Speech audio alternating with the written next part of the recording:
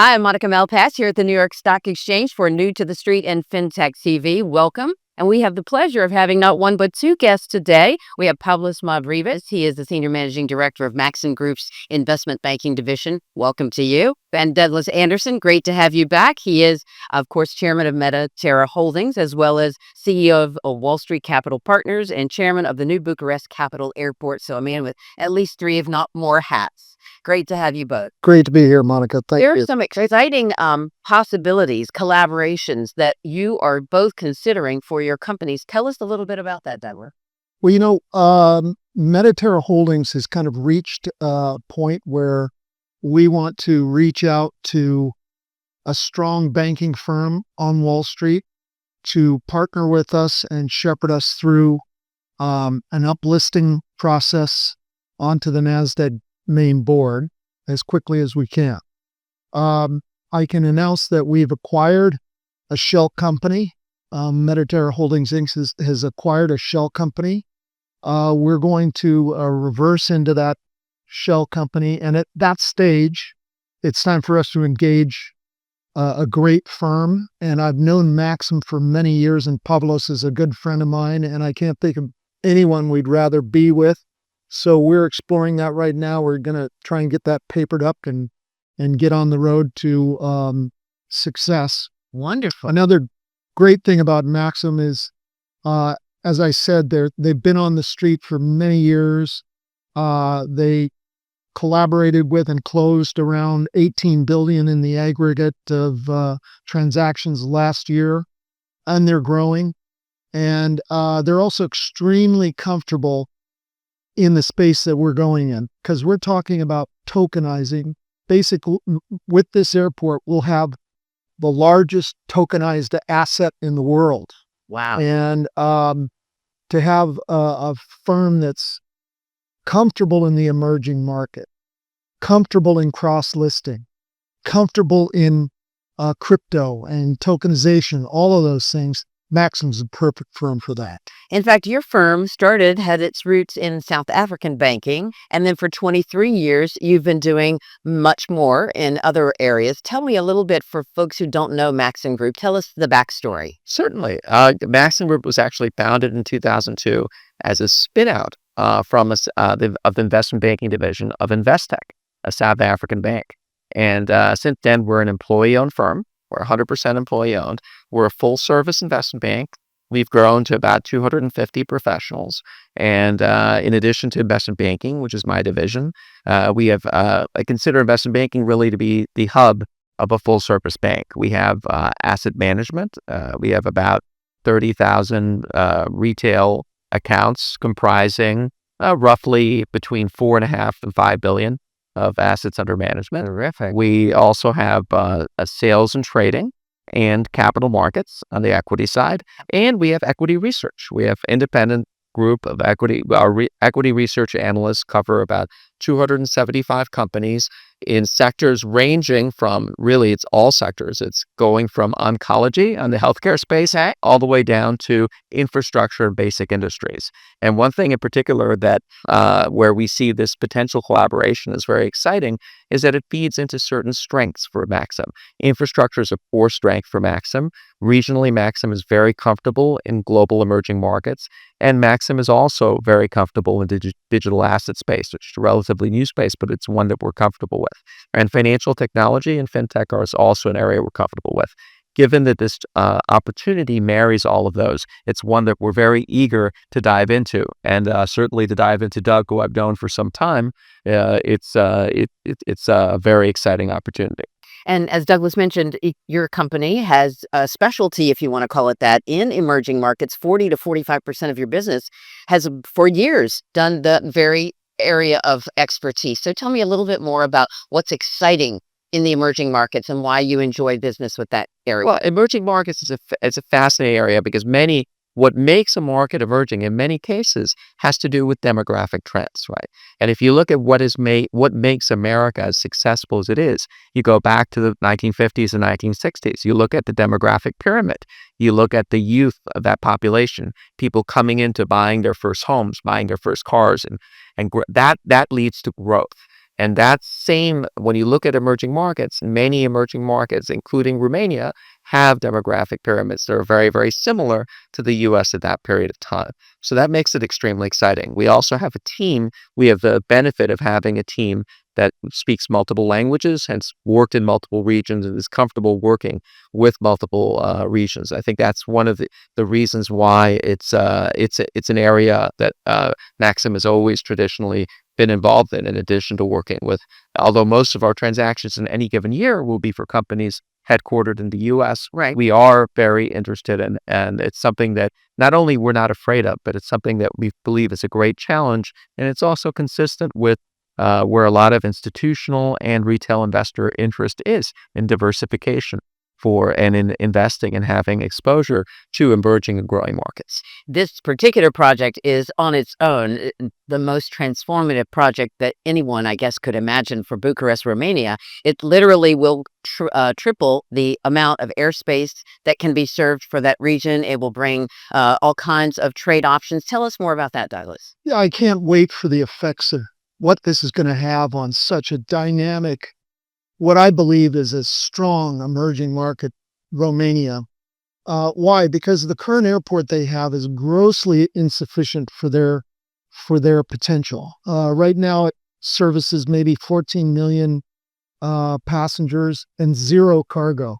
The new airport we're contemplating, we're looking at 40 million passengers per year and 1 million cargo tons. So it'll have a significant impact on the region. And Romania has been working hard for years, developing great rail systems, great ring systems for the city, the brand new roads that connect to this new airport project. And I've picked a fabulous name for the airport, by the way. We're going to call it Vlad III Bucharest International Airport. And for those of you that know a little bit about history, Vlad III has another name. He went by the name of Dracula, which was given to him. Well, it was given to his father by the Holy Roman Emperor, and he's also the founder of Bucharest. Oh, And so, not a lot of people knew that. He was a defender of the faith, really. And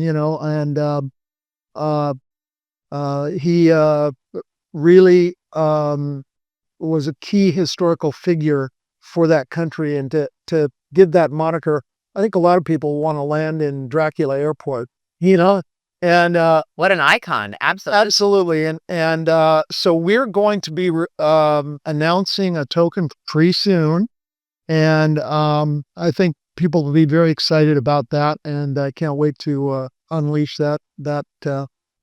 Yeah, this is a terrific asset to tokenize, and we hope we get Maxim to work with us on this, because in my opinion, they're the best firm for this. Wonderful.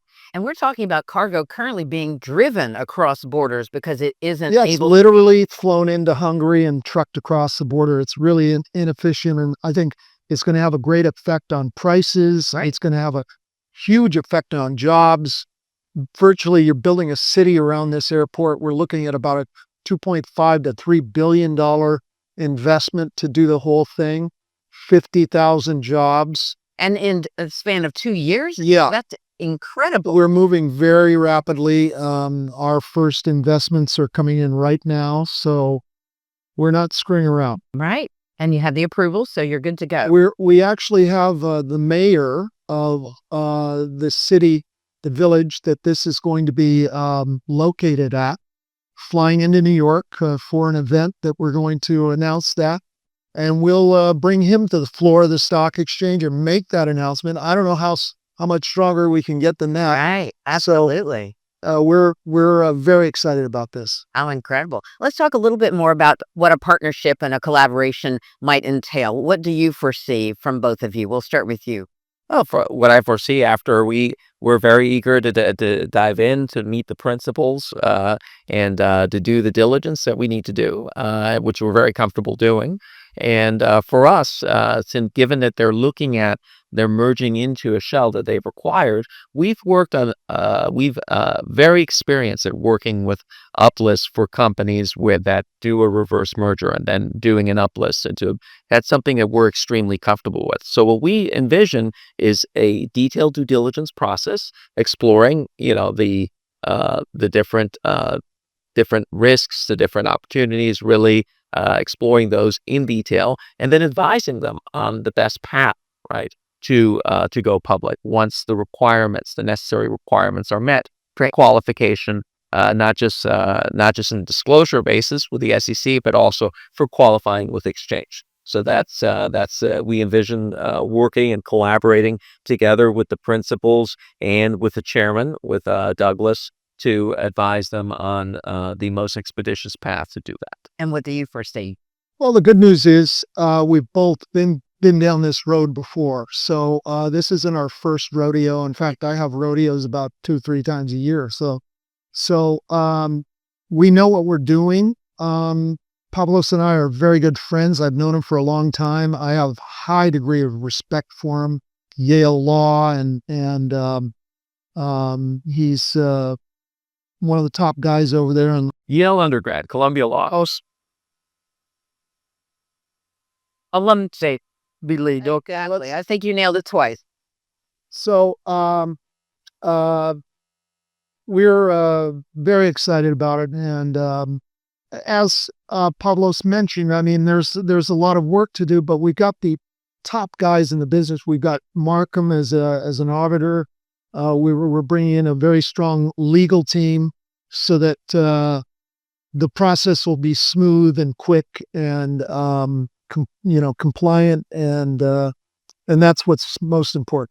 Wonderful. And you mentioned that it does bring together three aspects of business that you excel in. You said global infrastructure, fintech, and digital assets.